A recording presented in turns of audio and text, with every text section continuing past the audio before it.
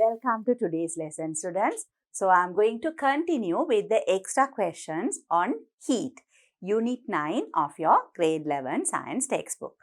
So, we have already discussed some extra questions. Those were the MCQ type questions, multiple choice type questions. And now, I'll move on to the extra question 2, where we discuss long questions, where you need to do calculations and answer questions. So, extra question 2.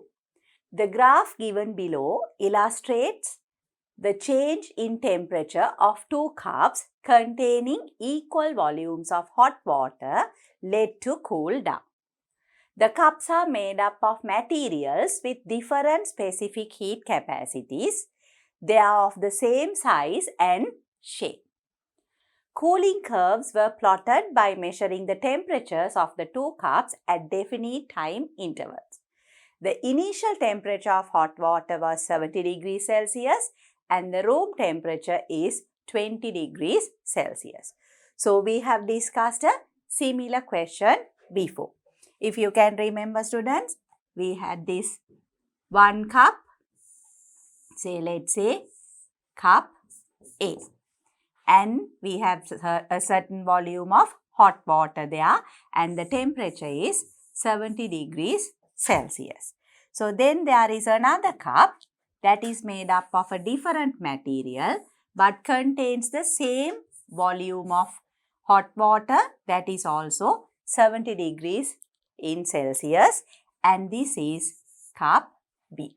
So, both A and B, they have the same shape, they have the same volume of water and the initial temperature of water is the same and the room temperature is 20 degrees Celsius.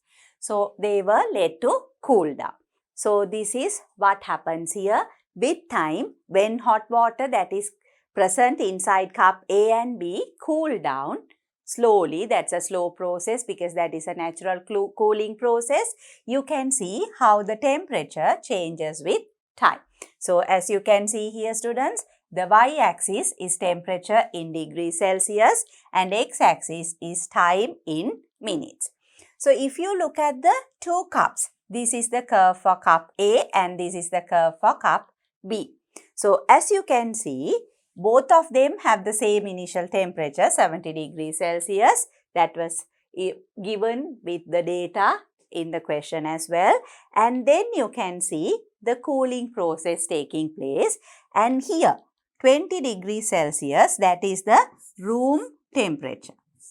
20 degrees Celsius is the room temperature. So, cup A has reached the room temperature at a certain time point, whereas cup B still has a higher temperature. So, the cooling process is not complete for the hot water in cup B. So, those are the information you can get from this graph as you look at it.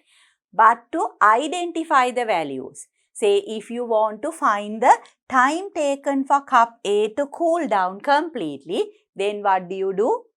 You need to use a ruler, and I'm sure you all always use a very sharp pencil when it comes to graphs, and then you have to find the exact value that corresponds to this particular point.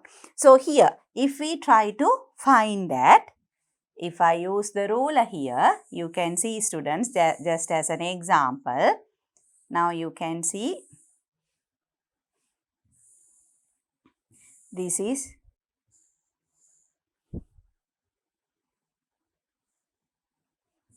here you can see this point, now almost here. So, if it's exactly straight,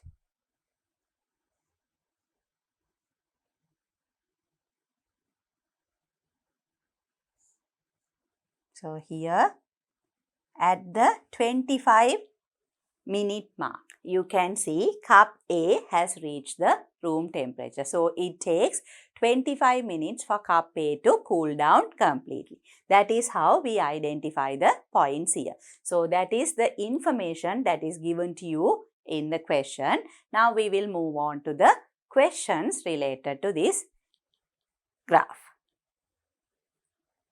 So, the first one, how long does it take for cup A to cool down? So how long does it take for cup A to cool down? Again, the graph is given to you here so that it's easy for us to identify the points. As I told you all before, we saw it in the previous graph also. I showed you all the point. It takes 25 minutes. But it's better if we can mark the value here. So here it takes 25 minutes. You can see it takes 25 minutes. But at the end of 25 minutes, cup B still has a certain temperature that is higher than the temperature of cup A. So the first one, how long does it take for cup A to cool down? The time is going to be 25 minutes. 25 minutes. The second question, what is the final temperature of cup B as shown in the graph? So according to the graph, what is the final temperature of cup B? So to find that, if we take this value here, you can see that is the point where you have cup B. So here if I mark this point from here to here, you can see students that is 30 degrees Celsius. That is the final temperature of cup B according to the graph. So what is the final temperature of cup B as shown in the graph? It is 30 degrees Celsius. The third question, what will be the change in temperature of cup B after 10 minutes? So here we need to consider cup B and the change after 10 minutes or at the end of 10 minutes. So then what do we need to do? We need to draw a line corresponding to 10 minutes. So here is the 10-minute mark. So as you all normally do, you have to have the ruler straight. That is the 10-minute mark. And you need to draw a broken line up to the graph of cup B. Here we are considering cup B. So if we draw a line there for cup B from here to here. So that is the point there. Then what do you do? Then you need to find the temperature.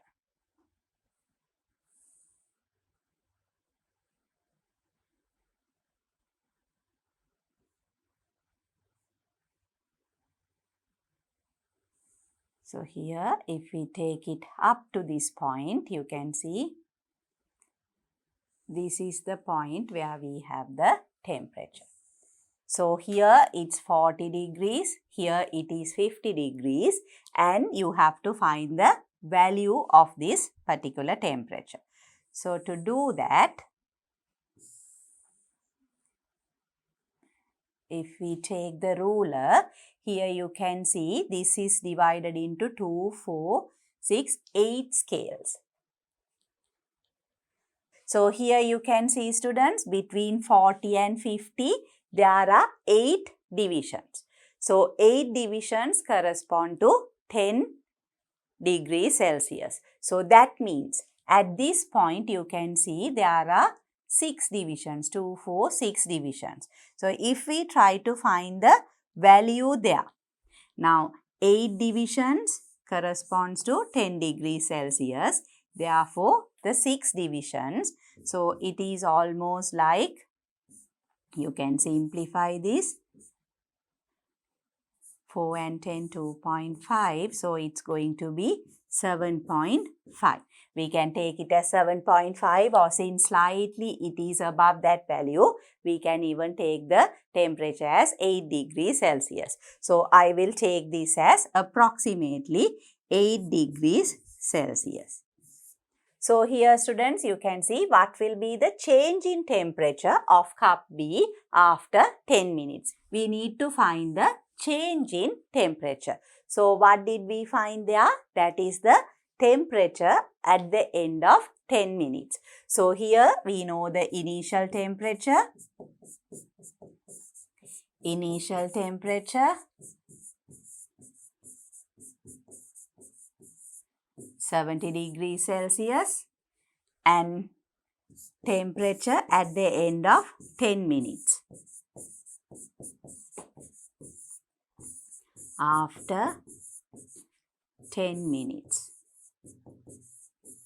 That is equal to 48 degrees Celsius. So, what is the change in temperature?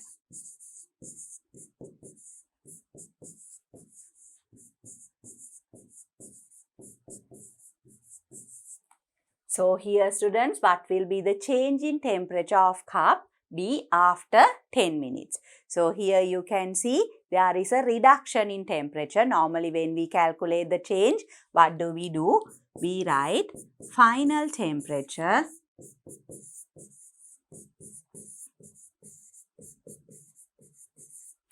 minus initial temperature.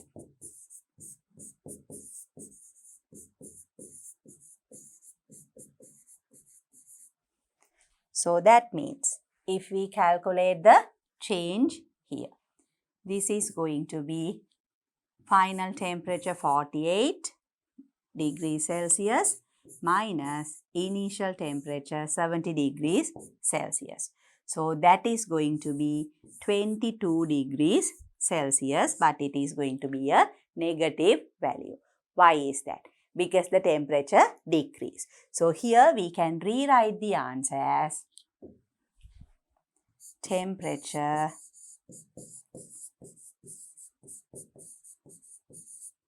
will decrease by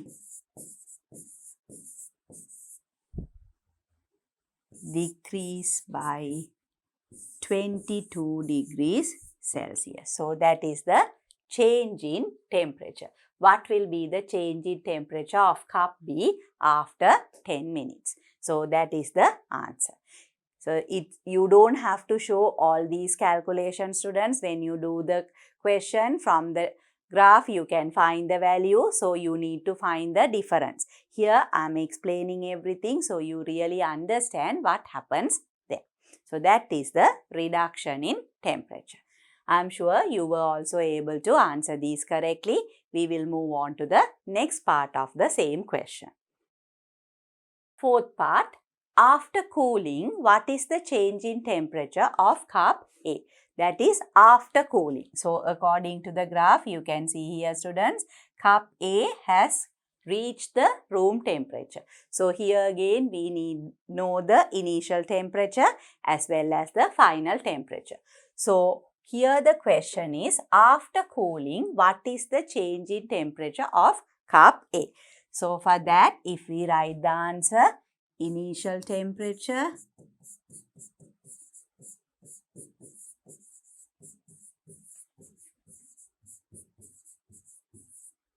equals 70 degrees Celsius and final temperature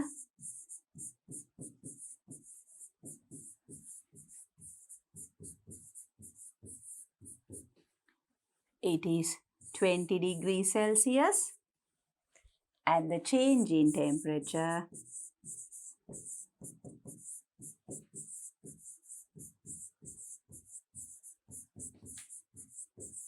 again it has to be 20 minus 70 degrees Celsius. So that is going to be equal to minus 50 degrees Celsius. But we can rewrite that as there will be a decrease in temperature by 50 degrees Celsius. So, when we do the Q equals MC theta calculation, there we have to find the theta as final temperature minus initial temperature. So here also I use the same method, but you can write the answer as there is a change of 50 degrees Celsius, because according to the question they want you to write after cooling what is the change in temperature of cup A. So they just want you to write the change, the magnitude of the change of temperature. So that is going to be by 50 degrees Celsius. Then the next part. Indicate the initial temperature of the two cups in Kelvin. So you all know what the initial temperature is. That is this 70 degrees Celsius. We need to convert that to Kelvin scale. How do we do that? Degree Celsius plus 273 will give you Kelvin scale. So here we can directly do the calculation. Initially the degree Celsius is 70 degrees Celsius plus 273 will give you the Kelvin value. So here 70 plus 273, that is going to be 343 kelvins. 70 plus 273, so 343 kelvins. That is the initial temperature of the two cups in Kelvin scale. Then the sixth part. What cup is made of a material with the higher specific heat capacity? Explain your answer. They want you to find the cup that has the higher specific heat capacity. What does this specific heat capacity mean? The amount of heat that is needed to increase the temperature of a unit mass of a substance by a unit change in temperature. So 1 kilogram of the substance, if you need to increase the temperature by 1 degree Celsius or 1 Kelvin, the amount of heat that you need to supply. So if the specific heat capacity is high, it will take a longer time for that particular substance to become hotter, or for the temperature to increase, it takes a longer time. So if you look at the two graphs shown here, cup A, cup B. Cup A cools down faster. Now we are looking at the cooling curve. The way they take a longer time to become hot, they take a longer time to lose heat also. So if you take cup A, it has cooled down faster compared to cup B. So that means cup A takes a shorter time, or cup A increases in temperature also faster. So that means cup A has a lower specific heat capacity, whereas cup B takes longer time to become hot as well as longer time to cool down. So the specific heat capacity of cup B is higher. So the question is, what cup is made of a material with the higher specific heat capacity? Explain your answer. So what cup is made up of a material with higher specific heat capacity? It is cup B. So here we need to write the answer as cup B, and you need to explain your answer. So we can say materials with higher specific heat capacity take longer time to become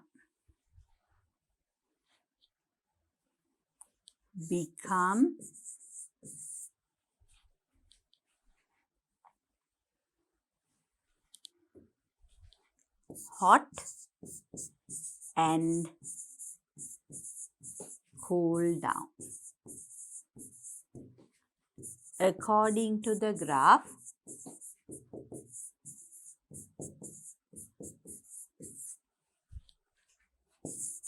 above graph, cup B takes a longer time to cool down to the room temperature.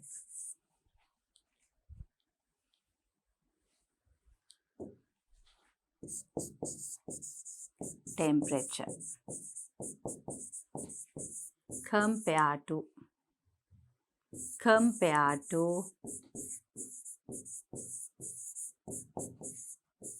cup A. So here we have given the explanation. So what cup is made of a material with higher specific heat capacity? Explain your answer. It is cup B. Why? Materials with higher specific heat capacity take longer time to become hot and cool down.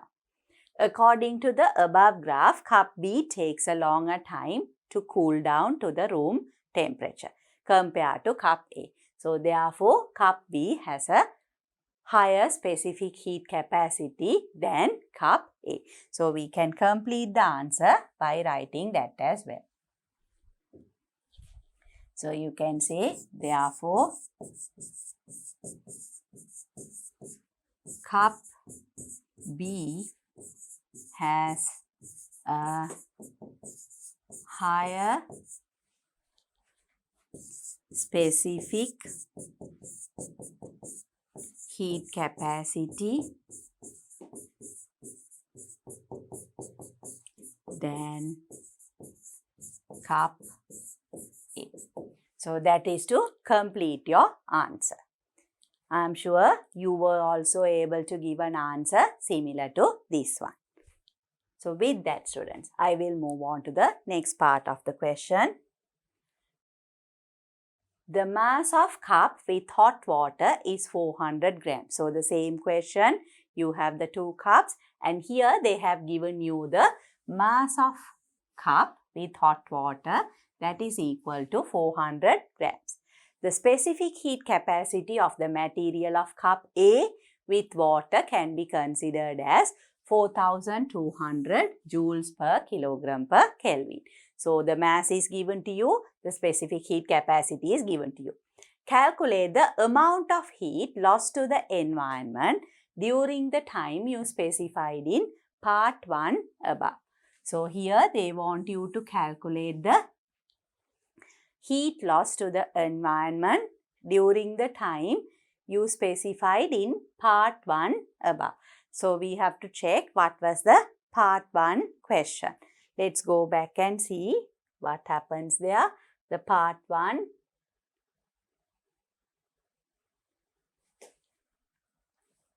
So here, the first part of the question, how long does it take for cup A to cool down? So that is the 25 minutes. So the temperature changes from 70 to 20 degrees Celsius. We calculated the temperature change as well in the next part.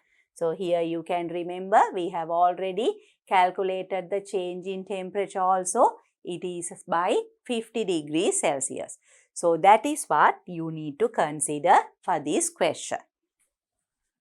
So we have been given the mass of the cup, that is 400 grams. So you all know if we need to calculate heat, we need to convert this to kilograms. So you need to divide this by 1000. So then the gram becomes kilogram. You can either do the calculation here or you can substitute directly in the equation and do it, simplify it more easily. So that is the mass. Then we have the specific heat capacity C, 4200 joule per kilogram per Kelvin. And we have the temperature change theta. So here we need to find the theta. We already found it as minus 50 degrees Celsius. So it is the heat loss to the environment. I have told you all this before also, students. You can substitute a value as negative value and you get a negative value for the amount of heat. So that means heat is released. So we will use the theta as minus 50 degrees Celsius. Or you can even rewrite it again as 20 minus 70. Either you can use the value that was calculated before, or you can substitute the initial and the final temperature and find the theta there. So either way, we need to calculate the amount of heat loss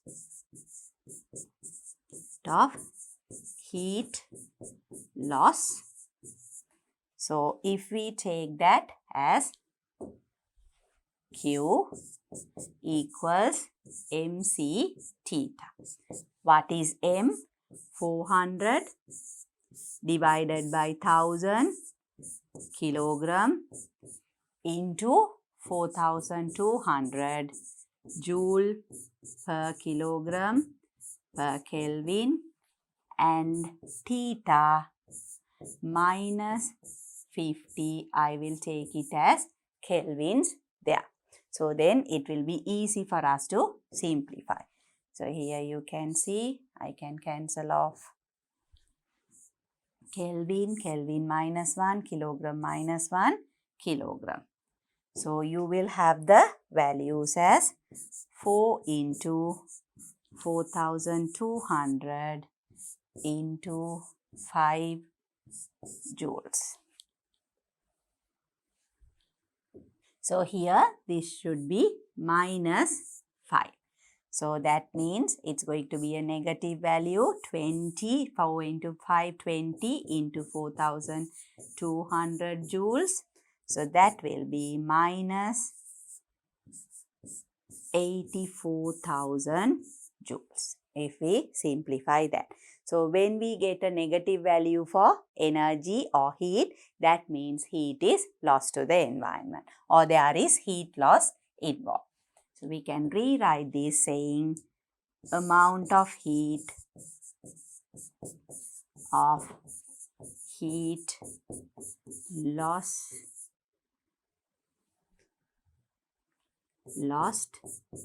to the environment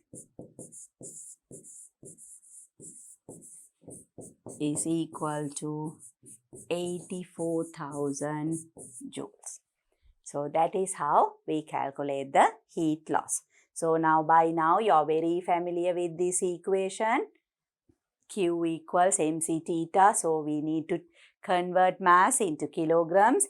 C is the specific heat capacity that is given to you, and theta is always final temperature minus initial temperature. So we can either use the calculated value or again you can substitute and use it as 20 minus 70. So amount of heat lost to the environment, that is equal to Q equals mc theta. When we substitute 400 divided by 1000 kilograms, 4200 joule per kilogram per Kelvin into minus 50 kelvins. You all know when it comes to changes, degrees Celsius and kelvins have the same magnitude. So directly I use the unit as Kelvin so that we can cancel them off.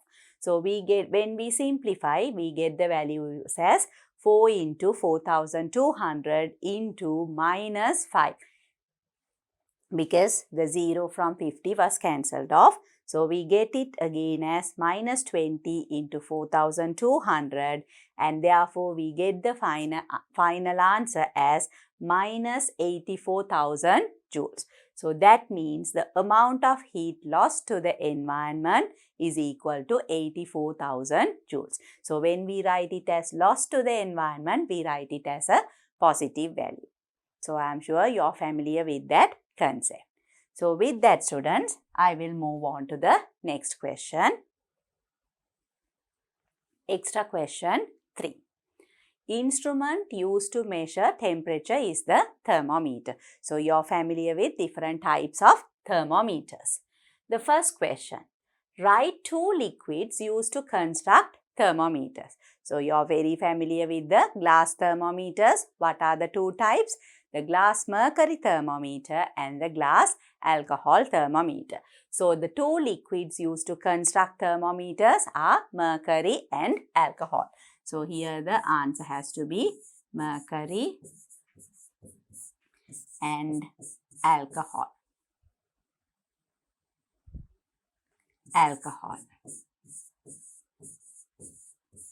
Those are the two liquids. The second question.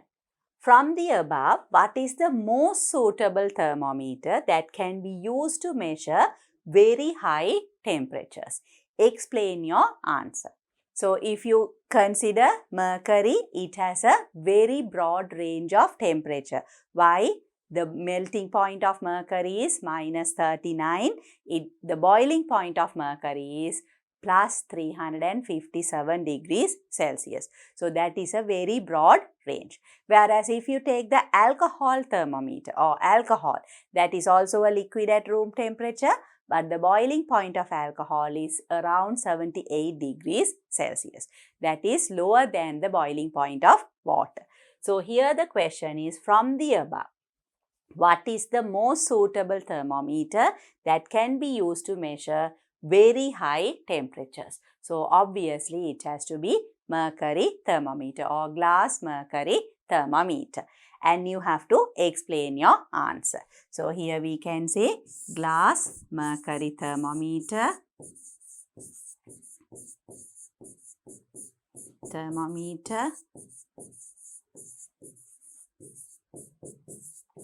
So, in this we wrote only the liquid, but here since they have asked what is the suitable thermometer, you have to say glass mercury thermometer.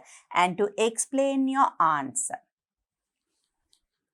we can say mercury is a liquid over a very broad range of temperature.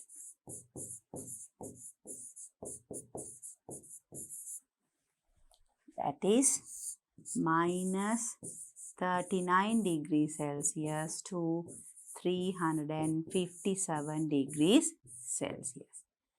The boiling point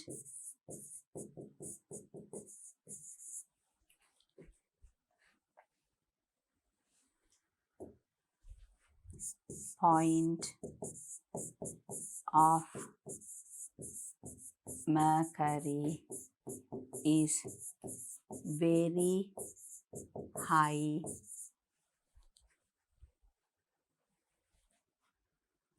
very high compared to the boiling point of alcohol. That is around 78 degrees Celsius. So, therefore, mercury is more suitable. So, we can again complete the answer. Therefore,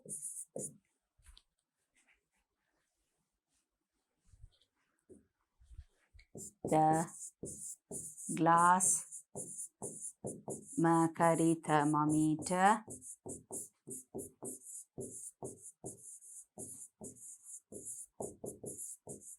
is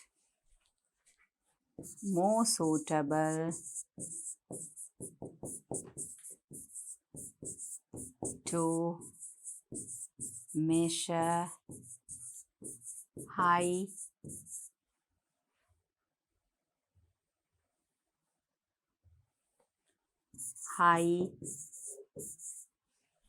temperatures.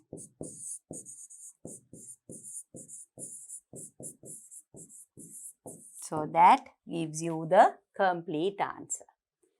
From the above, what is the most suitable thermometer that can be used to measure very high temperatures?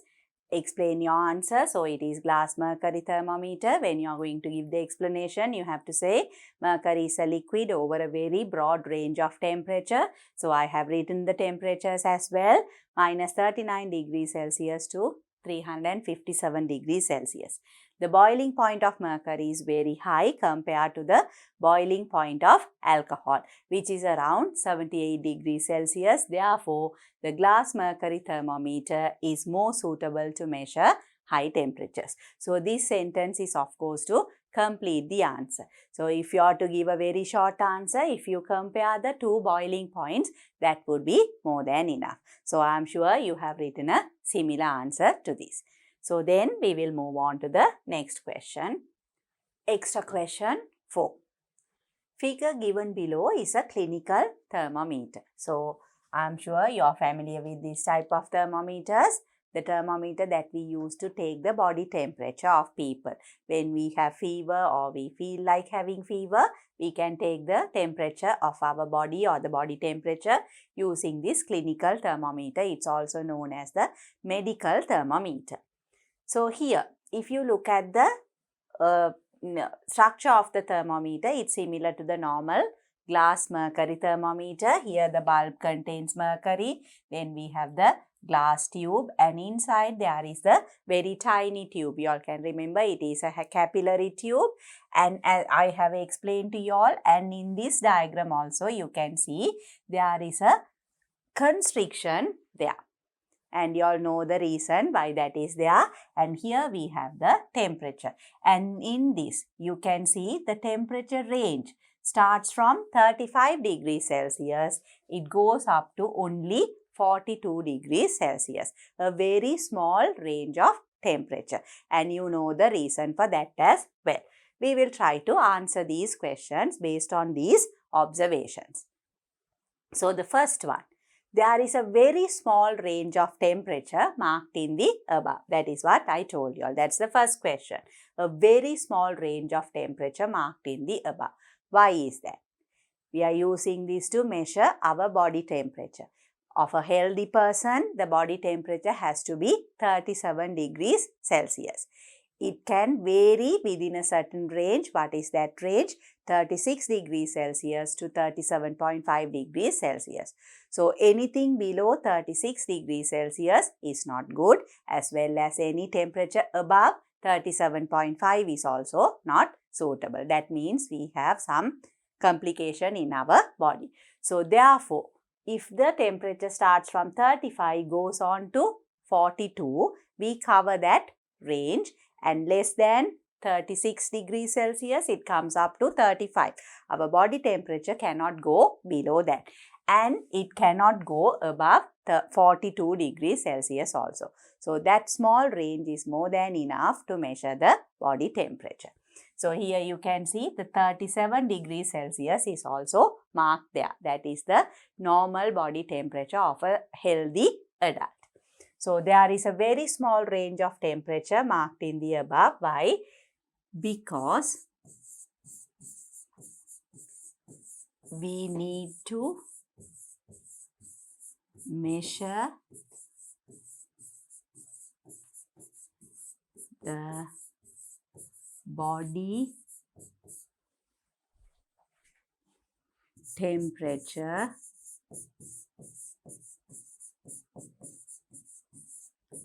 that is between 36 degrees Celsius and 37.5 degrees Celsius. So, therefore, the small range is more than enough. So, here again, you can complete the answer if you like by saying, therefore, the small range of temperature shown in the clinical thermometer is more than enough.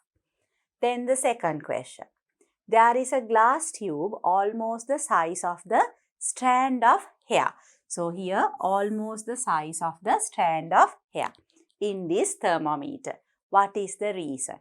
So, I told you all it is called the capillary tube. You all are familiar with that term. Why do we have that tiny space there? You all know that when there is an increase in temperature, with a small increase in temperature, there is a volume expansion, that is also a small expansion.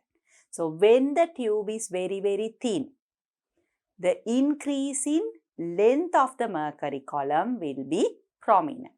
So, then it will be easy for us to observe the change in temperature or get the temperature reading. That is the reason why the mercury is present in the bulb, but it rises up through the capillary tube, which has a very thin space. That is, the cross-sectional area of the capillary tube is very, very small, so that the length will be significant, so that we can get the temperature changes easily.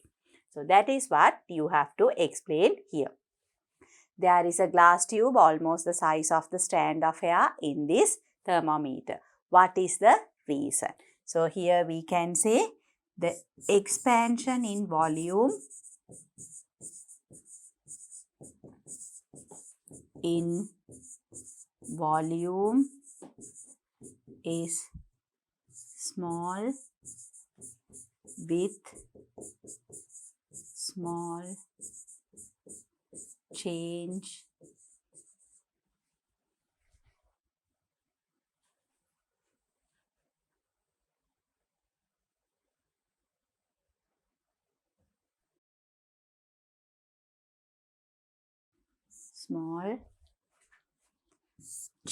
in temperature. Change in temperature. With the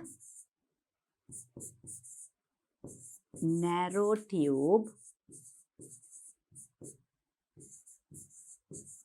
the area is very small. Therefore, there will be significant rise in the height of the mercury column. So that is why there is a very thin tube. The expansion in volume is small with small change in temperature. With the narrow tube, the area is very small. Therefore, there will be significant rise in the height of the mercury column. So that is why we have a very thin or narrow tube there. Then we will move on to the third question. The thermometer is shaken well before taking the temperature of a person. You would have seen that, or you might even have experienced there. They take the thermometer, shake it well, and then only either place it inside the mouth or under the armpit so that you can get the temperature reading. Explain the reason behind this action. I told you all before also, students. Now if you look at the thermometer, there is a constriction there. Why is that there, or why is it necessary? Because you take the temperature reading, you place it inside the mouth of the person, leave it for some time, let's say 1 to 2 minutes, and then when you take it out, if the mercury column goes down, flows back into the bulb quickly. Why? The room temperature might be very much less than the body temperature. So due to that, if there is no constriction, the mercury column will flow back into the bulb. To prevent that, they have that constriction. So you can take your time, get the proper reading, and you know the body temperature. But before taking the temperature of a person, we have to make sure that the mercury column is down and the mercury is inside the bulb. So to push it through that constriction, you have to shake the thermometer well. That is the reason why the thermometer is shaken well before taking the temperature of a person. So we need to explain this reason. So here there is a constriction in the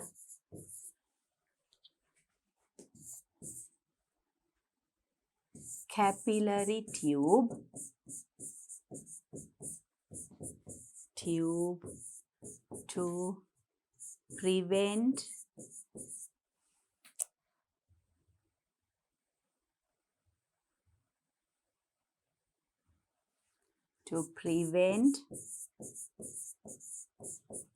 the backflow of mercury while you read the temperature.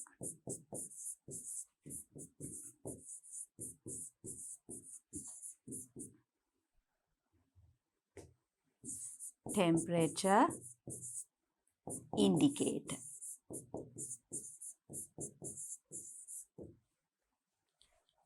But before measuring the temperature of a person,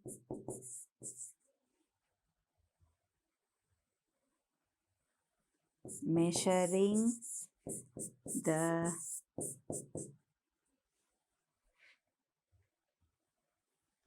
body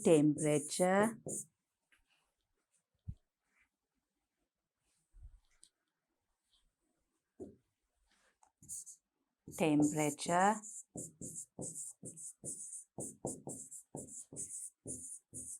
of a person, we need to make sure that the mercury flows back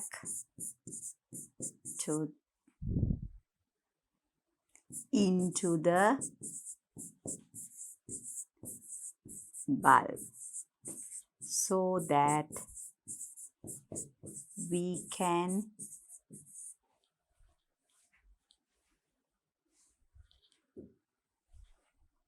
get the correct temperature reading.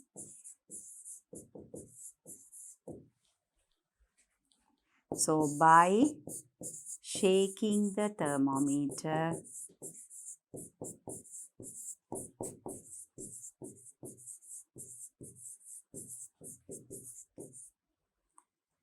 the mercury is made to flow back into the bulb. So that is why we need to shake the thermometer well before we get the temperature reading of a person. So here you can see the thermometer is shaken well before taking the temperature of a person. Explain the reason behind this action. There is a constriction in the capillary tube to prevent the backflow of mercury while you read the temperature indicated. But before measuring the body temperature of a person, we need to make sure that the mercury flows back into the bulb so that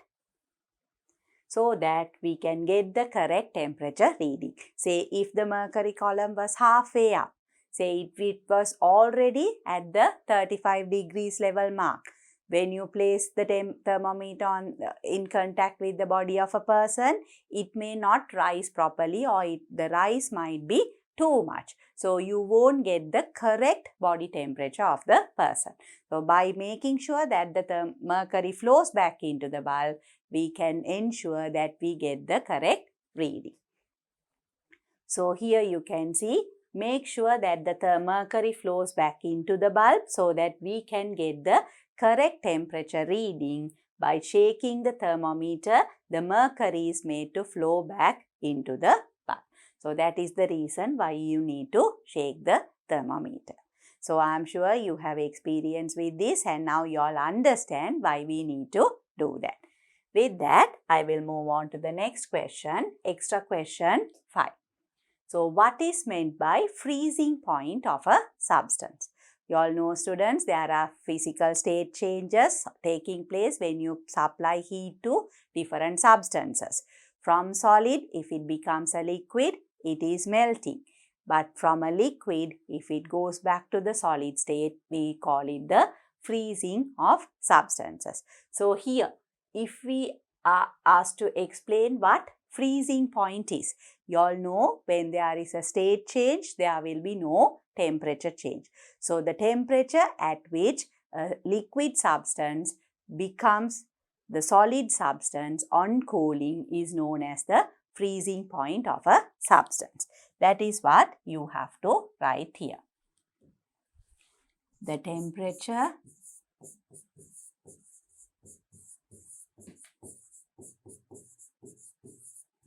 at which a liquid substance is converted from its liquid state to the solid state on cooling is known as the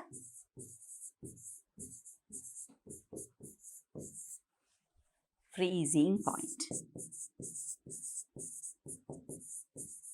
Point of that substance.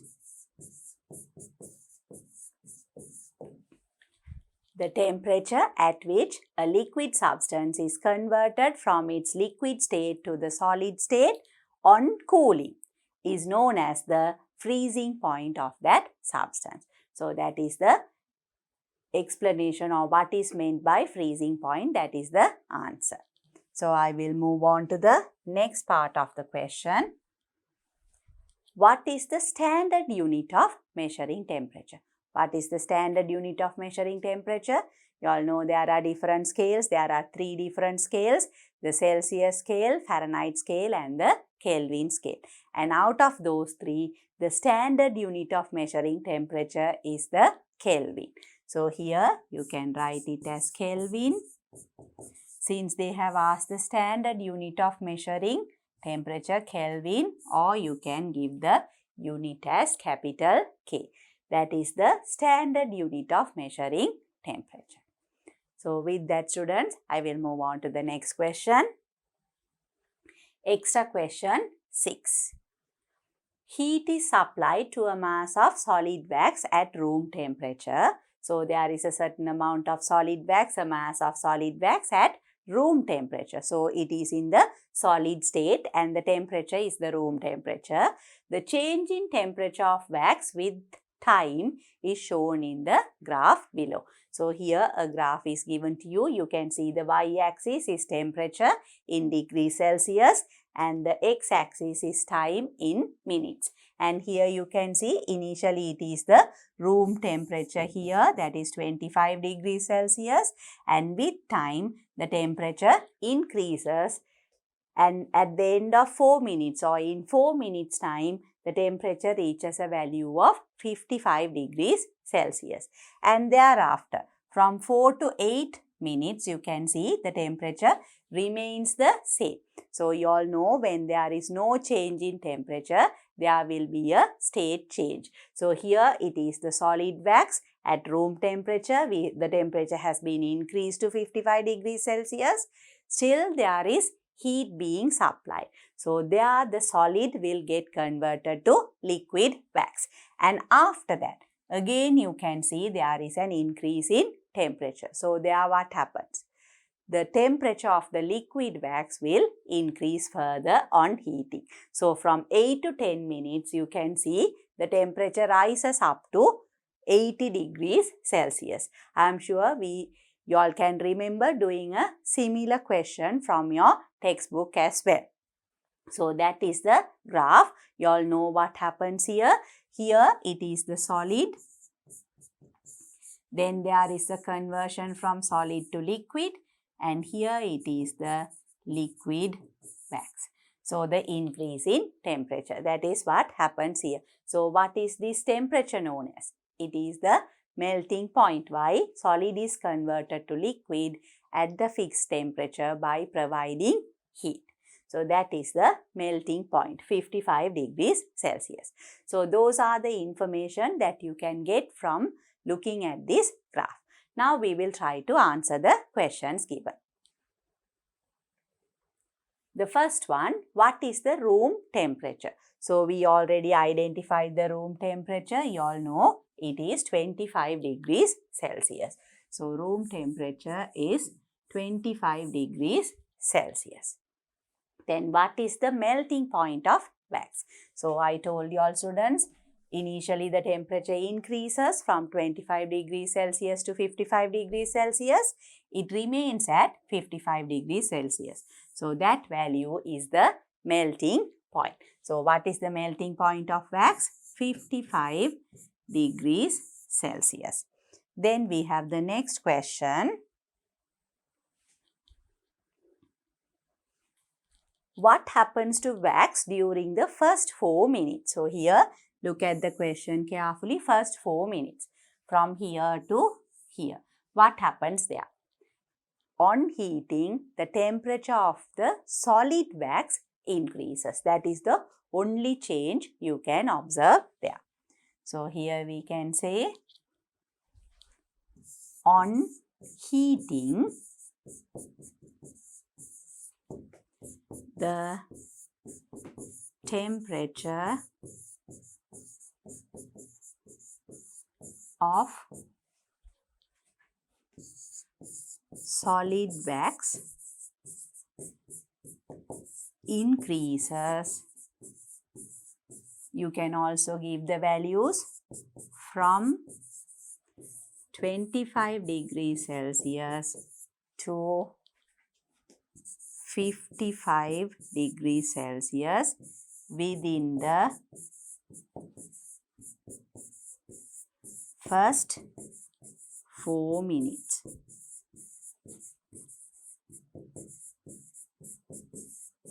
So that is what happens during the first 4 minutes that you can observe from the graph. With that, I will move on to the next part. So part 4, what happens to wax during the time period 4 minutes to 8 minutes? So we have already discussed that before. From 4 minutes to 8 minutes, there is no change in temperature. So what happens to wax? The solid wax melts into liquid wax. That is what happens there. So you have to simply say solid wax melts into liquid wax. So that is what happens to wax during the time period 4 minutes to 8 minutes. Then the next question. What happens to the wax after 8 minutes? After 8 minutes, what happens? Now, from 4 to 8 minutes, all the solid wax would have melted to liquid wax. So, it's only the liquid wax at the end of 8 minutes. Then you can see the increase in temperature. So, the temperature of liquid wax increases. That is what happens to the wax after 8 minutes. So, we can say temperature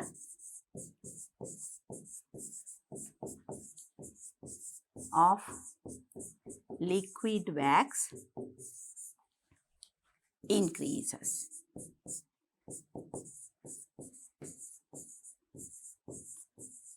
On heating. Then, the next one. Will there be a change in temperature when solid wax is converted to liquid wax? there will be no change in temperature. That's how we identified what happens between 4 to 8 minutes. So, there will be no change. There will be no change. So, here again students, I am writing the complete sentence. You can even just say no change. What will there be a change in temperature when solid wax is converted to liquid wax? You can even just say no. So, those are the answers for these questions. I am sure you were also able to answer them correctly. Within the time period 4 to 8 minutes, the solid wax melts into liquid wax, and the temperature of liquid wax increases on heating, that is after 8 minutes, and there will be no change in temperature when the solid wax is converted to liquid wax. Now, we will move on to the next part of the question. That is the 7th part. The mass of solid wax is 25 grams.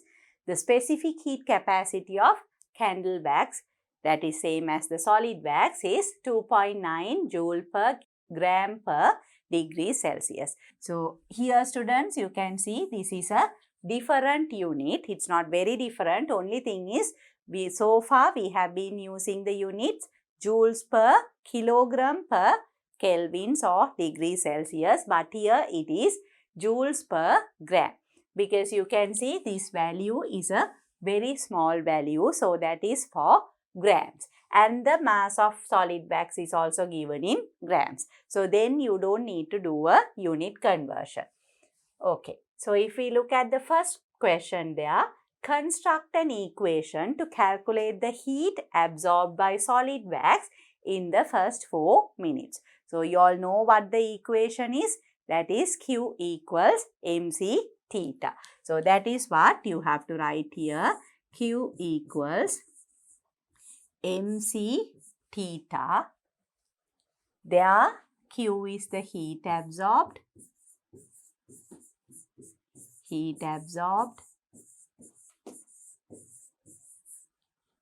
M is mass. Then you can see C is the specific heat capacity,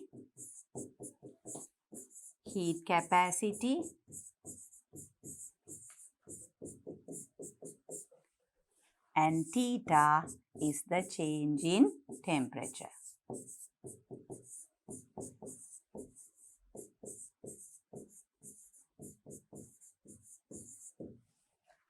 You all can remember students, when we started off the lesson, when we discussed how we come up with this equation, you know that we started off with the specific heat capacity, that is the amount of heat required to increase the temperature of a unit mass of a substance by a unit change in temperature. So, therefore, if we had M mass, we need to multiply M into C. And if we need to increase the temperature by theta, then we need to multiply by theta. So, that is how we came up with this equation. So, here if we write that down, Q is the heat needed to increase the temperature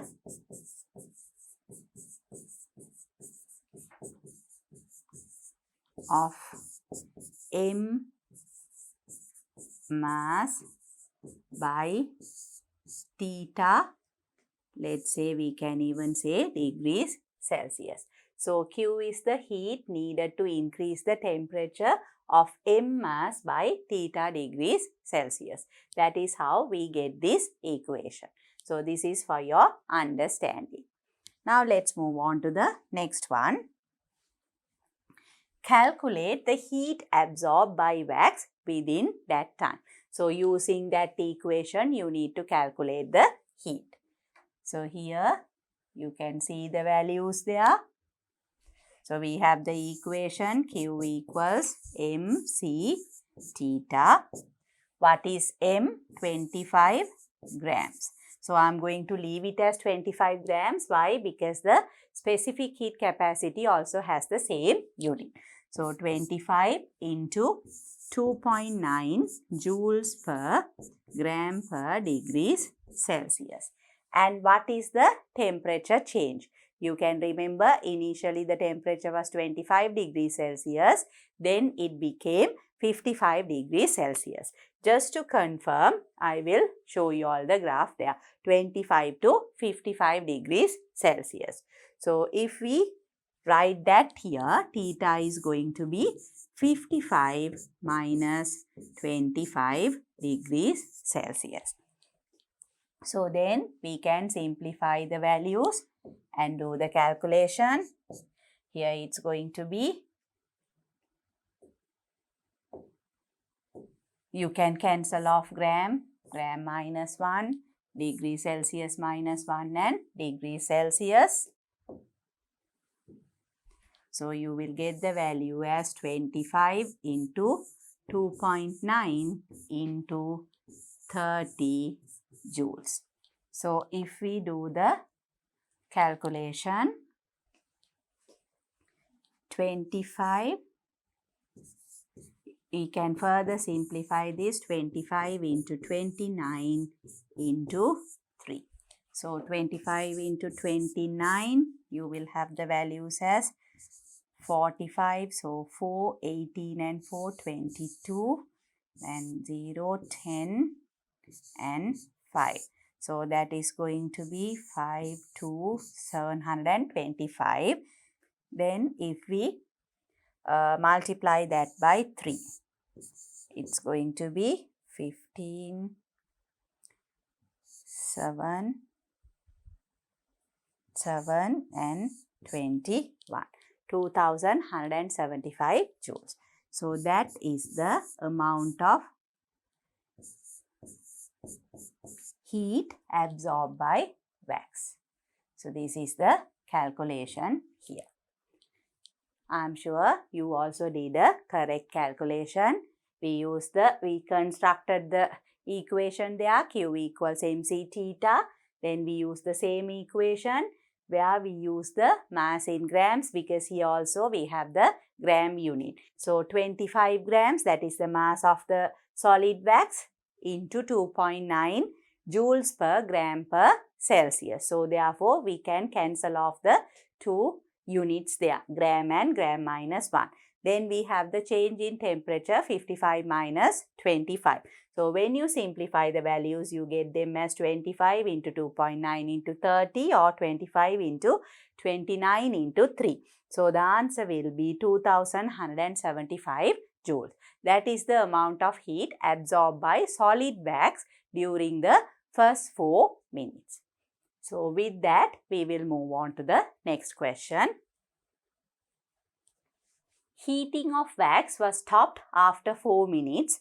Sketch a graph to illustrate the change in temperature with time thereafter.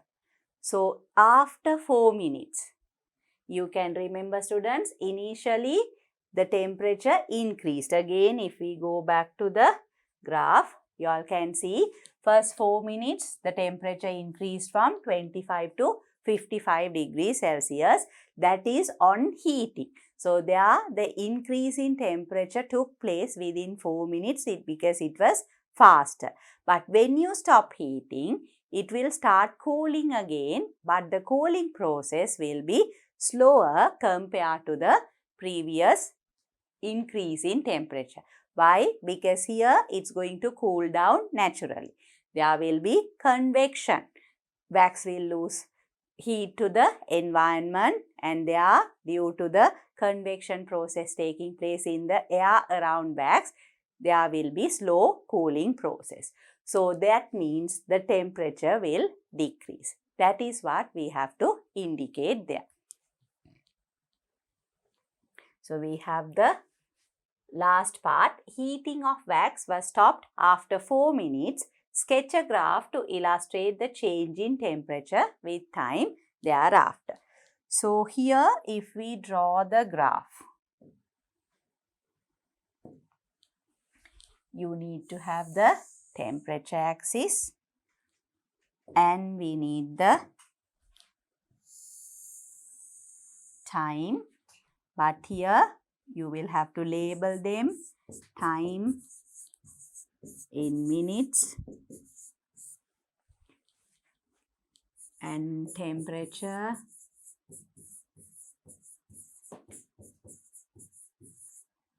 degrees Celsius.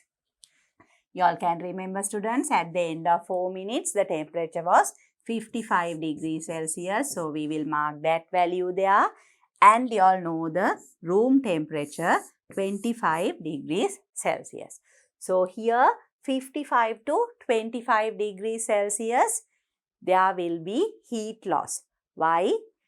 Until thermal equilibrium is achieved, there will be transfer of heat. So now the hot object or the object that has higher temperature, high amount of heat is the wax, whereas the environment has less heat energy. So there will be heat flow from the wax to the environment until there is thermal equilibrium. So when there is thermal equilibrium, the temperatures of the wax and the environment has to be equal.